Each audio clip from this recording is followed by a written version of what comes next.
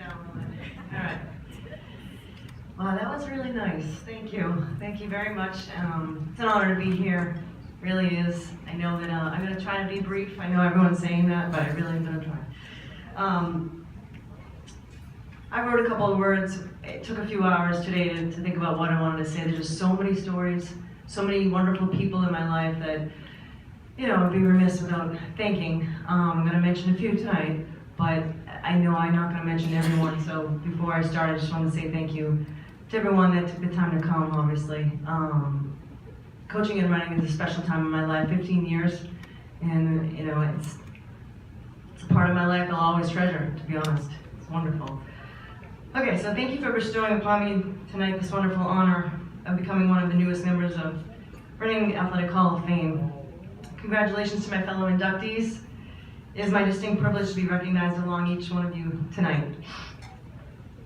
First, I would like to thank the Hall of Fame committee for nominating me, for taking the time to organize and run this memorable event. I know what it takes to run these big events, and I know it's not easy, so I appreciate it. It's a wonderful thing that you're doing. I know it's a lot of time. A special shout out to committee member Kara Diarengian, who's also one of our former players and coaches. Kara, thank you for the patience and persistence in collecting the information, the pictures, and the video for this presentation. I know it wasn't easy. You had to call me a lot, and it's not something on my high list in the beginning when you first told me. I'm like, okay, all right, I'll get it to you. Coach, I need it. I'm like, okay. So thank you, Kara. It is so great to see so many familiar faces, family, friends, parents, and players. It's a special moment in time, and it feels extremely blessed to be able to share it with all of you. So thank you again for coming. When I got the varsity coaching job in Reading, I was just 28. I was green, but full of enthusiasm in hopes of instilling my love of the game in my players. During my 15-year coaching career, I experienced many important personal milestones. Got married to my husband, Matt. Together we had 2 great kids, and Brian and Jack. And as I found the balance between being a mom and coaching, there are countless stories that come to mind with my staff and my players. Just like any family, many of those moments involve laughter, some involve tears, and one in particular involved complete jubilation when we won the 2012 Division II State Championship. So, yes, but no one moment can define my time as a coach. Rather it's a compilation of many small moments weaved together. Behind every successful coach is an intricate support system, and a lot of the coaches, you know, I know Coach Casper Zach mentioned it just now. I've been exceptionally blessed in this regard.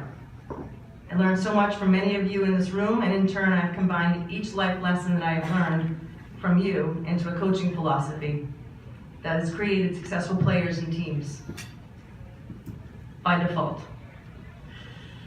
For my husband Matt, I've learned the importance of sacrifice. Matt, you've always supported me. You've helped me keep me grounded with your focus on simplicity and efficiency. I don't tell you enough, but I truly value your wise advice. Brian and Jack, my 2 sons, thank you for understanding that my time away from home was important to me. You, along with your cousins tonight that are here, Bella and Cameron, continue to remind me that high energy and enthusiasm is important in all endeavors. To my father, Lance Kelly, you taught me how to believe beyond words, that faith matters, and that there's no limit to what a team can achieve when they work together. To my mother, Diane, you demonstrate patience and balance, 2 traits that I have found to be incredibly linked to true success in anything. To my grandmother, Nanny, who all the girls know, dresses for success wherever she goes. You walk the walk, Nanny, you talk the talk. I hope to be as classy and sharp-minded as you when I turn 90 someday. To my, yes, congratulations.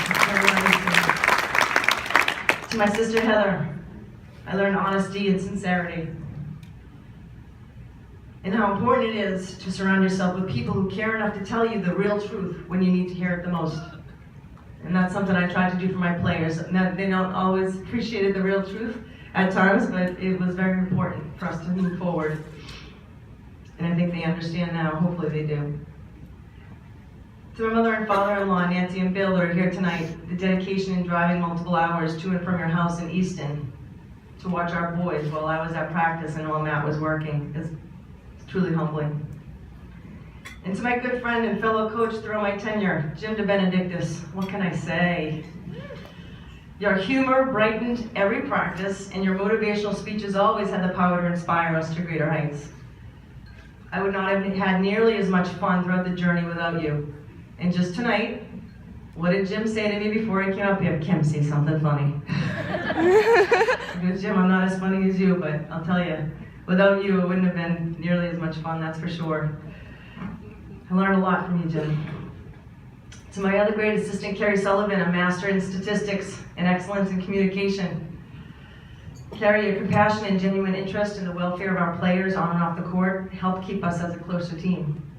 Because our players knew you cared, they played harder for us. So thank you. I would be remiss if I did not take the time to thank the man that made it all possible, got the ball rolling, my athletic director, Phil Vaccaro. Where's Phil? So happy you're here tonight. Your emphasis on sportsmanship and respect really influenced my demeanor as a coach in a positive way. To all my coaching colleagues, Paul Morrissey, my counterpart for the boys, all my coaching colleagues here. I mean, at practices, we would ask each other advice, or I would ask you advice. A lot of coaches in Reading, as you can see, are here a long time, and I still feel like a baby, and I'm 15 years in. It's crazy. But I want to especially point out Pete Moscarillo for being my sounding board for the times I doubted myself. Pete,